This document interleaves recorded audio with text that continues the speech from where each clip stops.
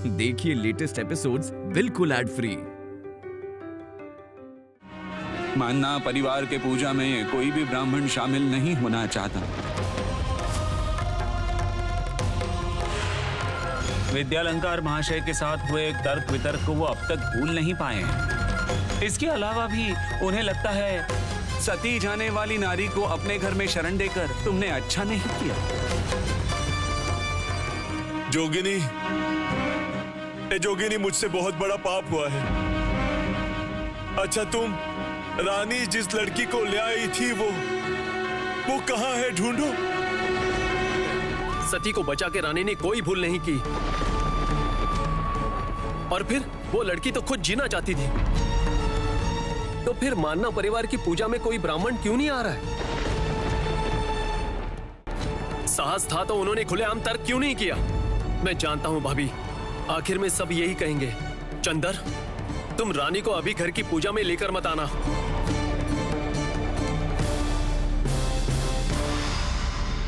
नहीं तो पूजा में घोर अनाचार होने की संभावना है।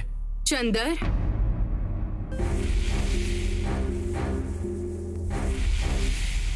माँ, तुम्हें आज ही वहां जाना होगा। कहाँ जाना होगा माँ? बोलिए। पिताजी अगर अनुमति दें तो फिर मैं दूर से भी जाके ब्राह्मण ला सकता हूँ। मानना परिवार की पूजा बर्बाद नहीं होगी।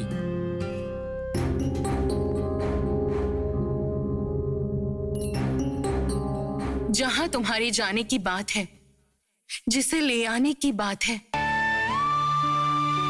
वहीं तुम्हें जाना होगा बेटा। उसे लेकर आओ, मेरी छोटी बहू को।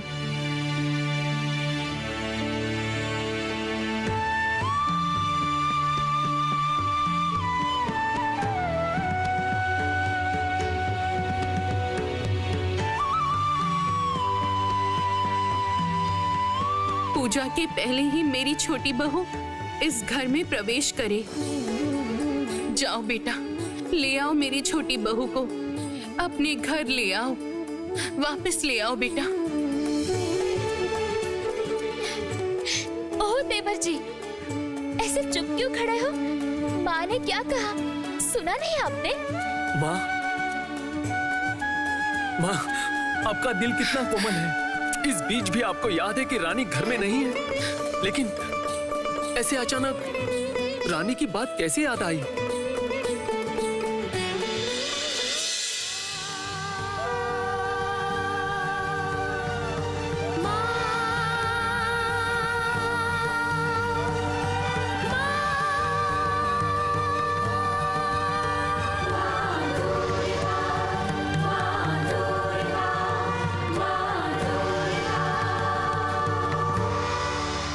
क्योंकि मैंने उसे देवी माँ के रूप में देखा है।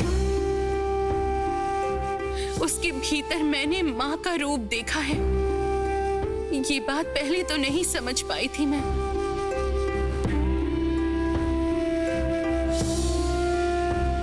जाओ बेटा, मेरी छोटी बहू को वापस ले आओ। आज ही उसे वापस ले आओ।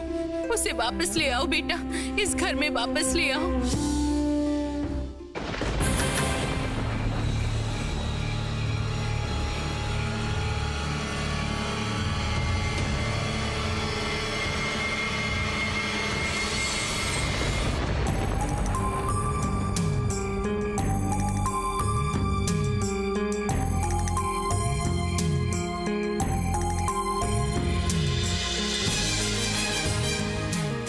इतने अंधेरे में किसने बुलाया होगा मुझे?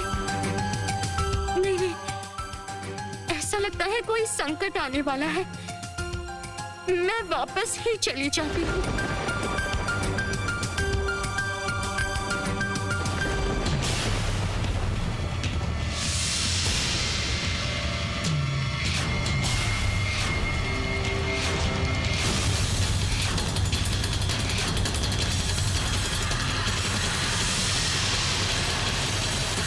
तुम डर क्यों रही हो? हाँ? मैं क्या शेर हूँ या भालू हूँ?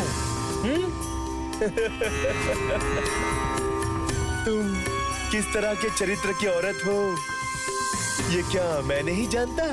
हाँ? रानी को लगा था किसी को पता नहीं लगने देगी, लेकिन मैं तो राखाल हूँ। मेरे तो 10 सर हैं और 20 कान हैं।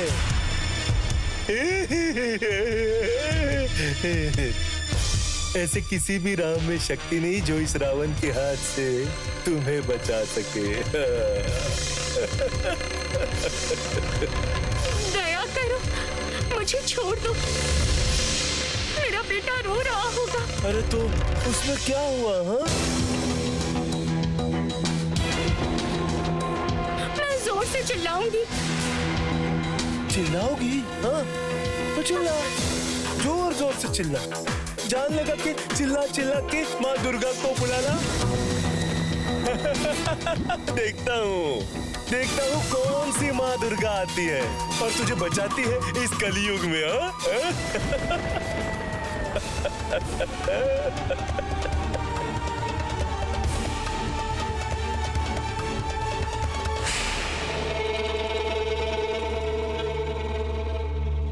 रानी, तुम मुझे जो भी करने को कहोगी मैं वही करूंगा। तुम महामाया हो,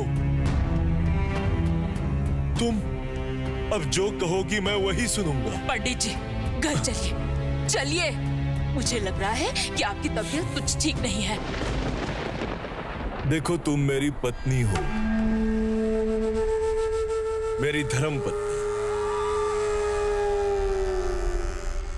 तुम तो स्वयं कितनी बड़ी साध्वी हो, तो तुम इतनी छोटी सी बात क्यों नहीं समझ पा रही कि कोई अपवित्र नहीं होता। रानी को देखकर मुझे तो यही ज्ञान हुआ है। सच में पंडित जी, मुझे पता था कि आप मेरी बात समझेंगे। लेकिन तुलसी कहाँ चली गई? पिताजी, आप तुलसी को बुलाइए। हाँ, मैं अभी बुलाता हूँ। तुलसी, तुलसी, तू ये क्या? ये तो तुलसी का बेटा है। तुलसी कहाँ है?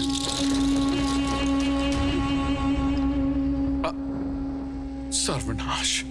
ए रानी, तुलसी तो कहीं दिखाई नहीं दे रही है। दिखाई नहीं दे रही है? इसका क्या मतलब है?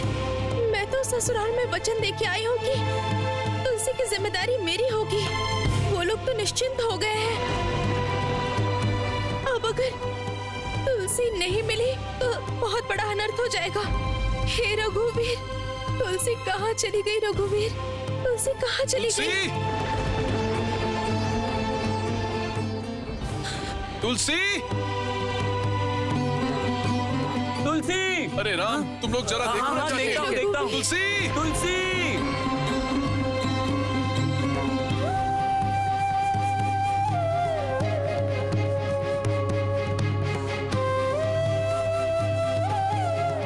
हे रघुवीर,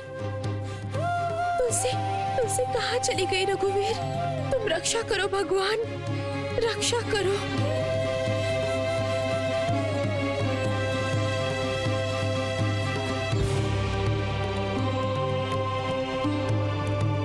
पिताजी, हाँ? तुलसी तो कहीं दिखाई नहीं दे रही है।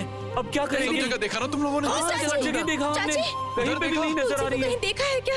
वो बच्चे को यहाँ छोड़ के चली गई, पता नहीं, कुछ समझ में नहीं आ रहा है। भगवान, उसको तो राखाल ले गया वहाँ जंगल की तरफ। मैंने ही तो उसे बुलाया था। राखाल ने कहा उनके पति आए हैं, वो उनसे मिलना चाहते हैं, उसे जरा जाके बुला ला।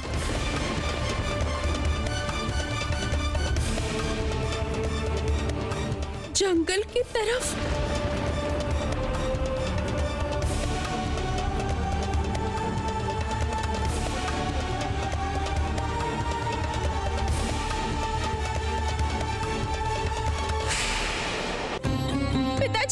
पिताजी, तुलसी पक्का किसी संकट में है वो। तुम बिल्कुल ठीक कह रही हो। बहू रानी बचाओ! ये तो तुलसी की आवाज है। ये तुलसी की आवाज है। उधर से आवाज आ रही है।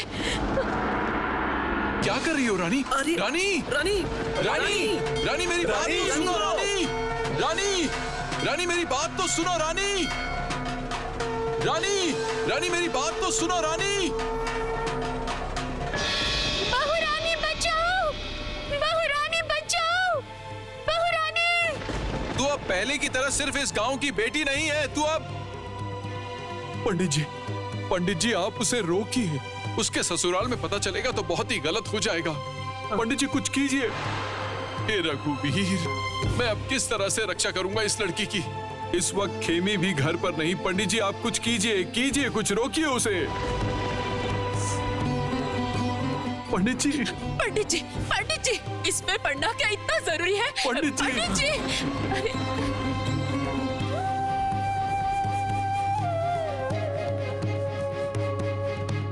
बहू रानी बचाओ।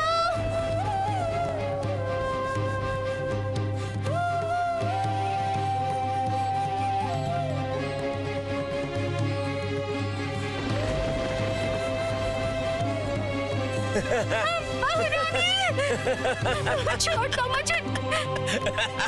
बहू रानी, बहू रानी। खबरदार।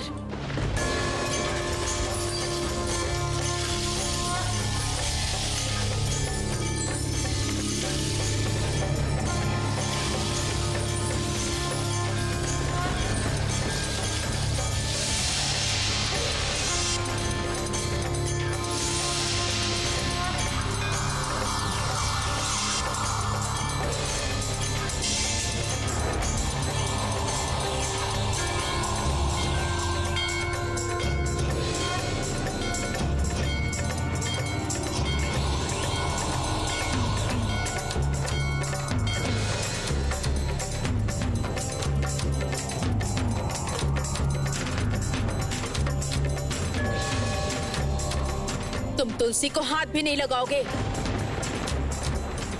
मैंने कहा छोड़ो उसे, छोड़ो।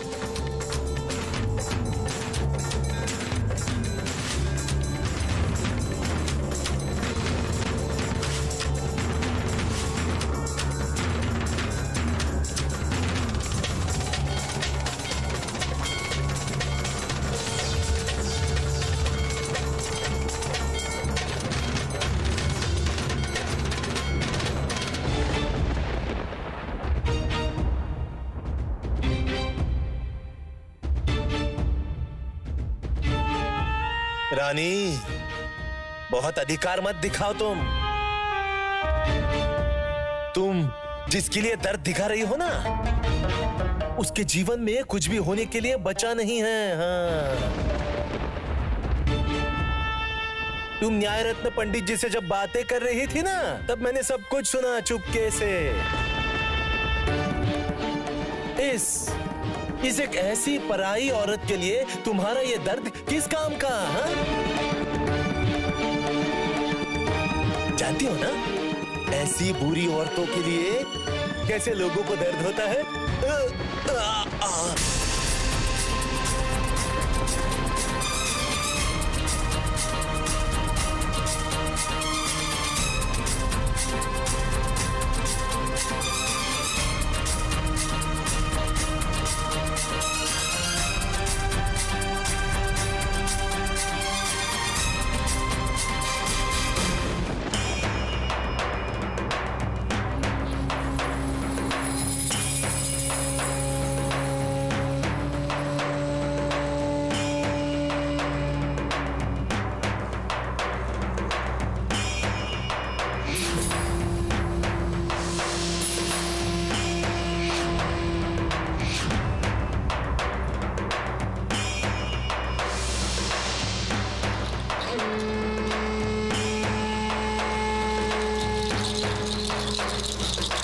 ये क्या? आप?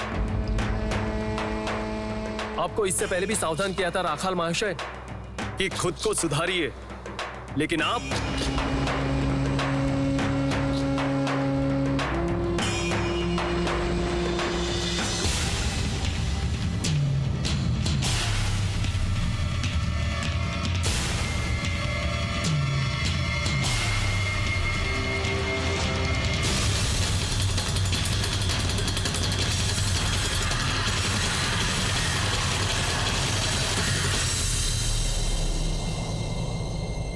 बहुत रौब है ना? बड़े घर का बेटा होने का लठैत लेके घूम रहे हो, इसीलिए बहुत साहस है सीने में तुम्हारे।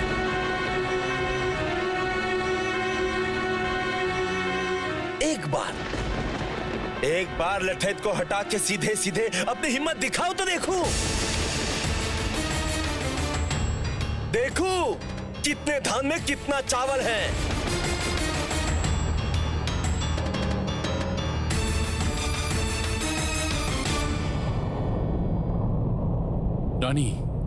रानी तू घर में जा। मेरी बात सुन रानी, जो होगा अच्छा होगा।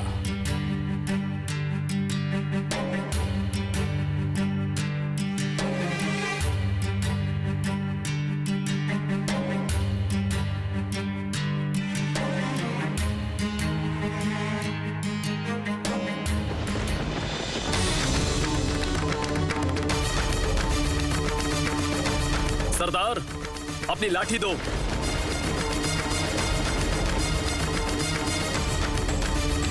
और हम दोनों के बीच में कोई नहीं आएगा।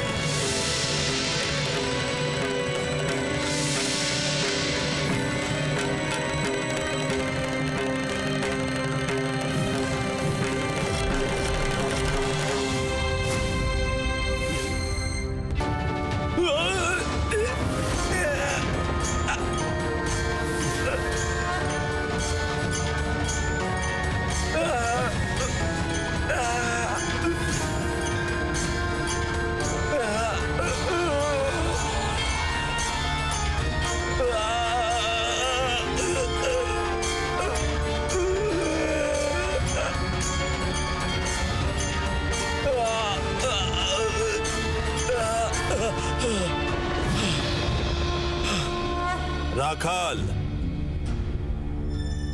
तुम्हारे पाप का घड़ा भर चुका है। अब बस बहुत हुआ।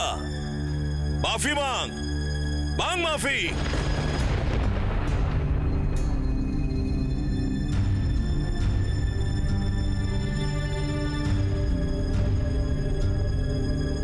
बेटा तुम अब छोड़ दो। मैं उसकी तरफ से वचन देता हूं कि ये ऐसा फिर से नहीं करेगा। राखाल,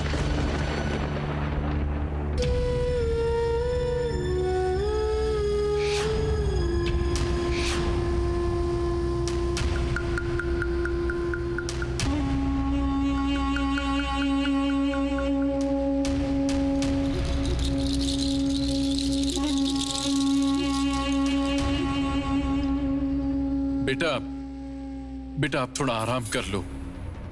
खिमी भी घर पर नहीं है। अच्छा, मैं अभी रानी को कहता हूं। पिताजी, रानी क्या कर रही थी?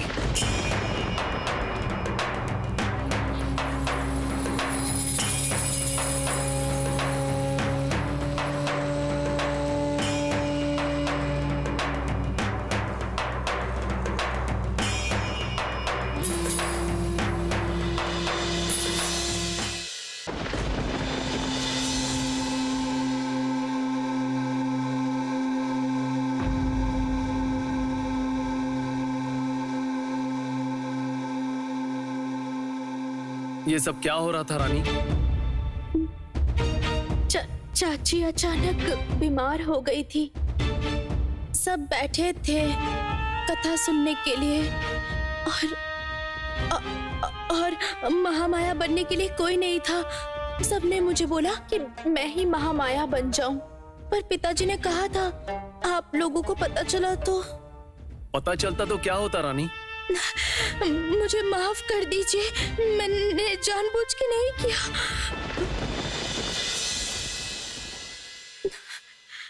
सच कहूं रानी, त्रिशूल हाथ में लेके तुम सच में माँ दुर्गा लग रही थी।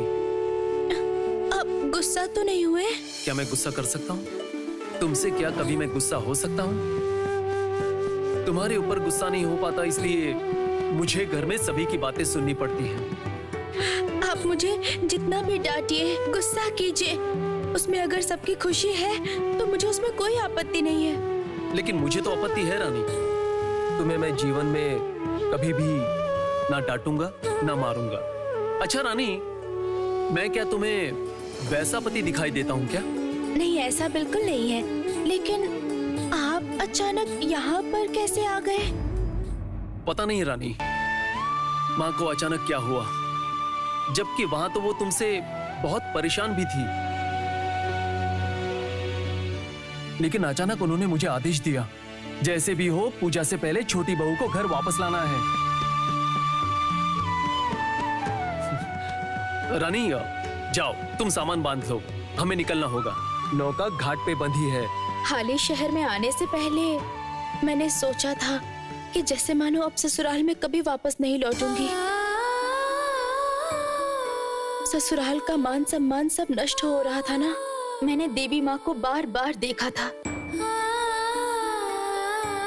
वहाँ जहाँ पर हम दोनों को रघुवीर ने पहली बार मिलाया था, वहीं किसी और लड़की का विसर्जन होगा। आप जानते हैं, न्याय रत्न पंडित जी ने तुलसी को शरण देने की अनुमति दे दी है। तुलसी और उसका बेटा अब अच्छे से रहेंगे, कोई कुछ भी नहीं कहेगा। रानी, जो भी हुआ है आखिर अच्छा ही हुआ है, इसलिए अब तो तुम निश्चिंत हो ना? हाँ, अब मैं बहुत निश्चिंत हूँ। लेकिन विश्वास कीजिए, छोटे जीजाजी का अपमान हो ये मैंने नहीं चाहा था। लेकिन तुलसी और उसके बेटे का कष्ट मैं देख नहीं पा रही थी। आपको घर लौट के बहुत बातें सुननी पड़ेंगी ना? रानी, अगर मुझ में क्षमता होती तो फिर मैं सभी का मुंह बंद कर देता। लेकिन तुम तो जानती हो, माँ, नानी माँ, इन्हें तो कुछ नहीं कहा जा सकता। लेकिन सिर्फ मेरे बारे में ही सोच के तुम ये सब मत सोचो और मुझे माफ कर दो, क्योंकि घर की सभी मुसीबतों से मैं तुम्हें बचा नहीं पाया। ऐसी बातें मुंह पर लाइए भी मत। आपकी तरह तो कोई भी नहीं है। आप इंसान नहीं हैं, आप तो देवता हैं।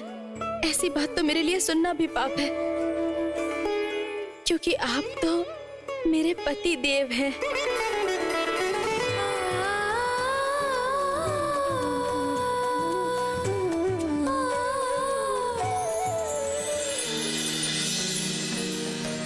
ओम सुप्रकाशो महादीपः सर्वतस्तिमिरापः सवाच्यभ्यन्तरज्योतिर्दीपयन् प्रतिगृह्यताम् अग्निज्योतिरविर्ज्योति चन्द्रज्योतिर्तथैव च ज्योतिषामुत्तमो दुर्गे दीपयन् प्रतिगृह्यताम्।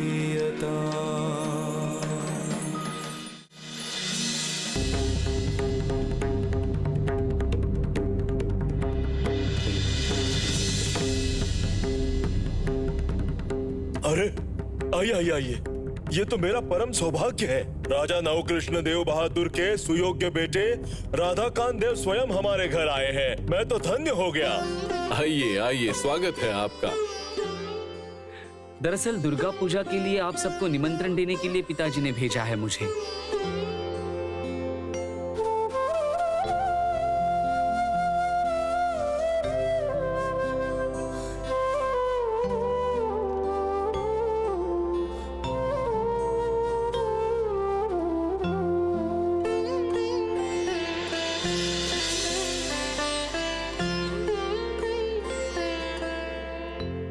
दुर्गा पूजा के शुभ अवसर पर आप अपने परिवार के साथ आमंत्रित हैं। आप अपने पुत्र समान योग्य जमाई श्रीमान प्रीतराम दास और अपने नाती कुल का प्रतीक श्रीमान राजचंद्र को लेकर जरूर उपस्थित रहिए। शोभा बाजार की शोभा बढ़ाएं। प्रसन्न पूर्वक मेरा आवेदन स्वीकार करें और मां का प्रसाद ग्रहण करें।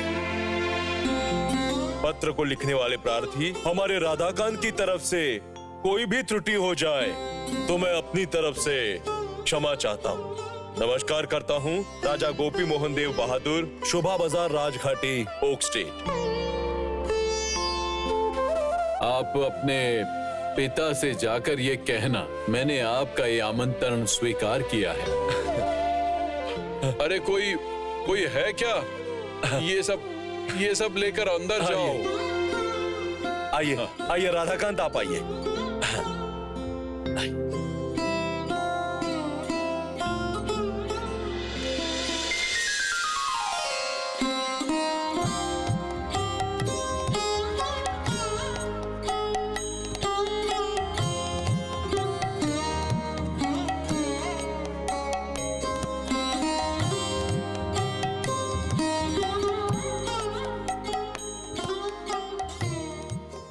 जुग्गी, ओ जुग्गी, ये मैं क्या सुन रही हूँ? है तूने कल रात को चंदर को उस बहू को लाने के लिए भेज दिया है, जिस बहू की वजह से इस घर के दामाद का इतना अपमान हुआ, जिसकी वजह से ब्राह्मण इस घर में पूजा तक नहीं करना चाहते। उस बहू को लाने भेज दिया तूने, और वो भी माँ की पूजा के पहले। हाँ माँ, मैंने ही छोटी बहू को लाने भेजा है। वो घर की लक्ष्मी है। शादी के बाद इस घर में उसकी पहली पूजा है। माँ की पूजा के समय घर की लक्ष्मी घर में नहीं होगी। ऐसा क्या कभी होता है माँ? मैं समझ गई, अच्छे से समझ गई। फिर से तुम पे वशीकरण किया है। जब उस वशीकरण का जोर कम पड़ने लगा था ना, तब तुम मेरी बात को समझने लगी थी। फिर से उसने नई तरह से वशीकरण किया है। उस अलक्ष्मी बहू को तुम लक्ष्मी कह रही हो। जाओ फिर, जो भी सही लगे करती जाओ। मैं अब कुछ नहीं कहूंगी। पर ये बात मैं अच्छे से जानती हूँ, तुम क्यों उस छोटी बहू को लाने के लिए परेशान हो रही हो। वो बड़ी दीदी पक्का उस बहू को वापस लाने के लिए तुम्हारे सामने रो रही होगी। सही कहा छोटी। मुझे गाली दिए बिना तेरे पेट का खाना हजम नहीं होता। छोटी बहू वापस आएगी या नहीं, उस बारे में मेरी जुग्गी से कोई बात नहीं हुई। मुझे तो इस बात का डर है कि पूजा होगी कैसे। भगवान ने जरूर कोई रास्ता निकाला होगा। माँ, माँ, देवर जी आ गए हैं, इस कमरे में आने को कह दूं? अच्छा बड़ी बहू, वो लोग आ गए हैं। हाँ बड़ी बहू, तुम उन्हें इस कमरे में आने को कहो। जाओ जाओ, तुम उन्हें यहाँ आने के लिए कहो। जाओ बेटा। बड़ी बहू रुको, मैं एक बात सभी को कहना चाहती हूँ। मैंने कल माँ के सामने जाके माँ से प्रश्न किया था कि मेरी छोटी बहू कैसी है। उसके बाद जैसे माँ ने मुझसे खुद कहा हो, वो अगर सच में इस घर के योग्य ना हो, उसने अगर सच में पाप किया है, तो इस घर में उसका कोई भी ठिकाना नहीं होगा।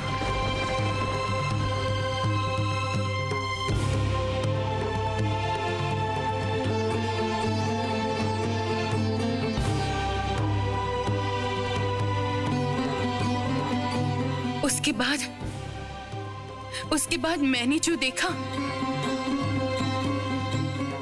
वो मैं सभी को नहीं बता पाऊंगी।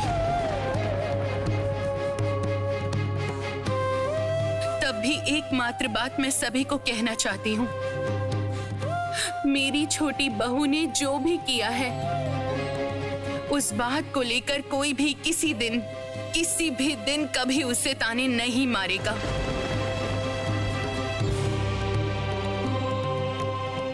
ये दास वंश की बहू का अनुरोध है यहाँ सभी से।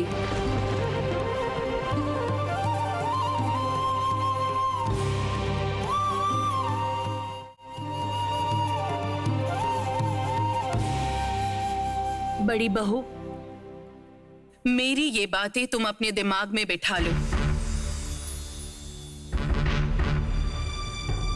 माँ, आप ये सब मुझे क्यों कह रही है? मैंने तो कभी भी छोटी को कुछ भी नहीं कहा, और मैं बोलने वाली होती भी कौन हूँ? मैंने उस हिसाब से नहीं कहा बहू। फिर भी क्या होता है बड़ी बहू, बीच बीच में तुम्हारा चेहरा और आंखें देख के लगता है तुम जैसे छोटी बहू को बर्दाश्त नहीं कर पा रही। ऐसा भी तो नहीं होना चाहिए बड़ी बहू। मैंने सोचा था तुम छोटी बहू को अपना बना लोगी, लेकिन मैं देख रही हूं तुमने ऐसा किया नहीं। तभी ये बात तुमसे कही मैंने। सुनो बड़ी बहू, छोटी बहू इस घर की लक्ष्मी है। इस पूजा में देखना कि उसका कोई भी अपमान ना हो, ये तुम्हारी जिम्मेदारी है।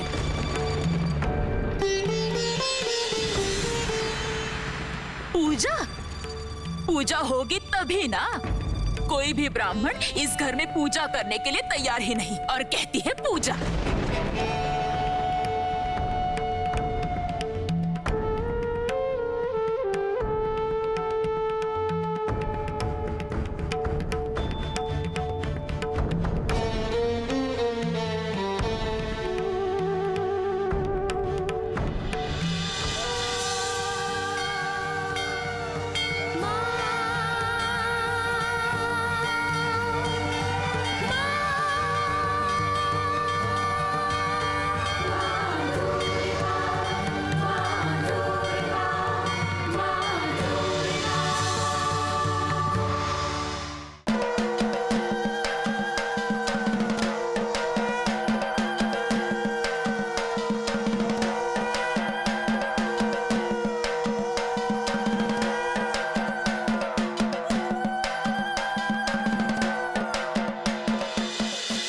आ गई बेटा, तुम आ गई हो।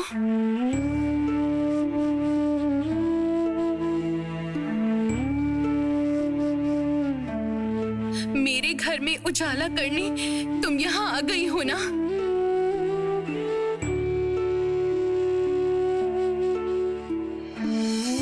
माँ के ऊपर मन ही मन में और गुस्सा तो नहीं है ना बेटा?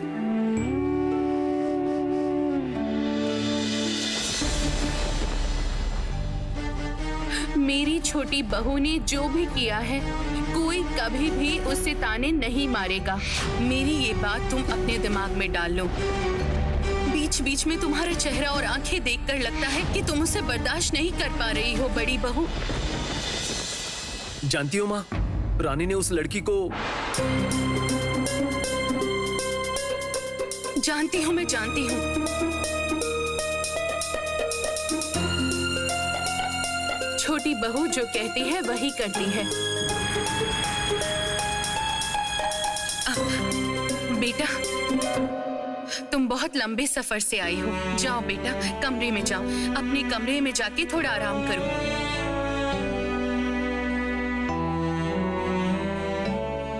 बड़ी बहू सुनो,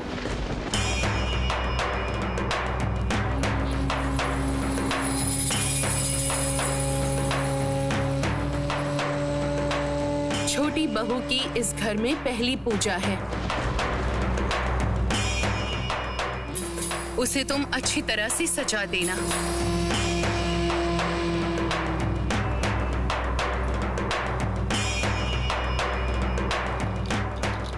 दुर्गा प्रतिमा जैसी चेहरे वाली मेरी बहू एकदम दुर्गा माँ जैसी ही दिखने लगे।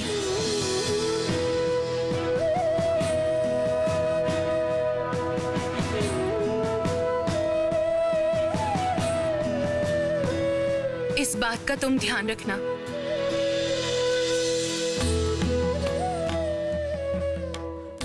छोटी बहू के लिए साज श्रृंगार ले जा रही हूँ माँ।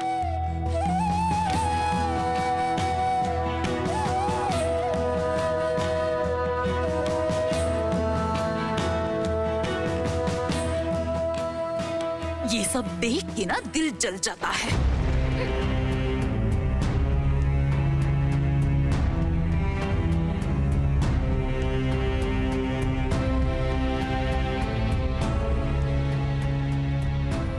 पूजा की चिंता है उसे शायद।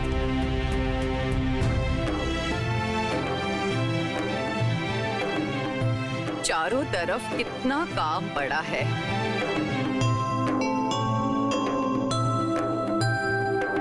छोटी का ना भी दिमाग ठिकाने पे है, ना ही एक जगह खड़े रहने का समय है। जाओ बहू, कमरे में जाओ। चंदर, चंदर, आओ जरा मेरे साथ नीचे चलो तो। राधाकांत देव आए हैं। तुम्हारे पिताजी और नाना जी वहीं पर है, तुम्हें बुलाया है, जाओ। कौन आया है? राधाकांत देव? मतलब राजाराम कृष्ण देव के पोते? पर वो अचानक यहाँ पर? अच्छा, जब आ ही गए हैं तो वो अब हमारे अतिथि हैं, है कि नहीं? बहुत ज्यादा बोलते हो तुम।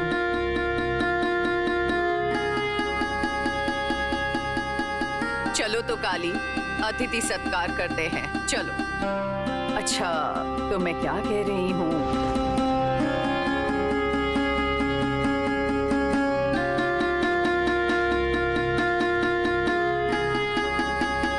क्या हुआ बेटा? तुम गए नहीं? जाओ। माँ, वो राधाकांत देव राजाराम मोहन रॉय का विरोधी है। वो सनातन हिंदू धर्म को लेकर बहुत अजीब बातें करते हैं और सती दहन प्रथा का भी समर्थन करते हैं। लेकिन ऐसे अचानक वो हमारे घर पर क्यों आए हैं? और आ भी गए तो मुझे क्यों बुलाया जा रहा? मैं कुछ समझ नहीं पा रहा हूं। सभी को पता है मैं राजाराम मोहन रॉय की आलोचना सभा में जाता हूं और उसका समर्थन भी करता हूं। अगर वहां बात के ऊपर बात चली और राम मोहन रॉय का अपमान हुआ तो फिर मैं बिल्कुल भी चुप नहीं रहूंगा।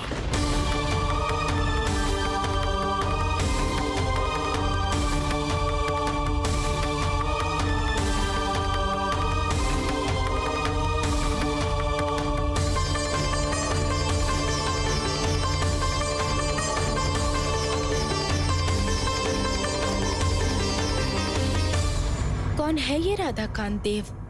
क्यों आए हैं वो यहाँ? जब ये इतने विरोधी हैं, फिर भी उन्हें क्यों बुलाया जा रहा है? साधु साधु साधु। लाओ लाओ, यहाँ पर रख दो, यहाँ पर। ये सब क्या है दादी माँ? बस जरा चाय नाश्ते की व्यवस्था की है। क्षमा कीजिए, महालया से निर्जल उपवास है, वो भी दशमी तक। बस रात को ही थोड़ा सा जल फलाहार करता हूं। माँ की पूजा के लिए इतना सा त्याग तो करना ही चाहिए, है ना? फिर किसी दिन जरूर आऊंगा। निश्चित ही आना बेटा, हमारे घर को अपना ही घर समझो। मान्ना और दास घर के दरवाजे तुम्हारे लिए हमेशा के लिए खुले हैं। ठीक है, अब मैं जोर नहीं दूंगी। तुम लोग ये सब ले जाओ। सच में आजकल के युवाओं को तुम्हें देख के सीखना चाहिए। आजकल के युवाओं को वो एक शौक हुआ है काला पहाड़ के साथ मेल मिलाप करने का। शून्य की तरफ जा रहे हैं सब, उस राम मोहन के साथ मिलके। सुना है काले पहाड़ को इस घर के विवाह इत्यादि सामाजिक अनुष्ठानों में आने की अनुमति है।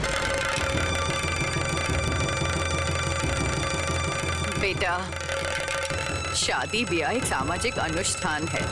उसमें तो मित्र, रिश्तेदार, पड़ोसी, जानने वाले सभी लोग आते हैं। तो वो भी आए थे।